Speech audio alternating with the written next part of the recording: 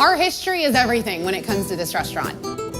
This was built from scratch by my great-grandfather, which started out as a small corner cafe in 1905. It feels exactly the same way, and it smells the same way.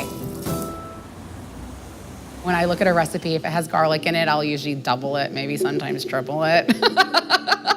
I always say that chicken and yellow rice is kind of a simpler version of a paella. Onions, green peppers, garlic, some tomatoes, you brown your chicken.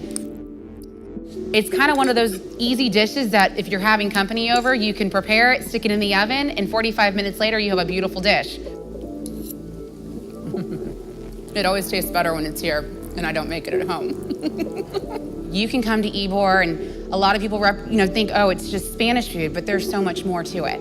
And as Ybor has evolved, it has become more of a cultural destination. People are moving their businesses here, which then helps all of the restaurants that are here in Ybor. I think when you put love in your food and you take pride in your restaurant, that alone makes a great restaurant.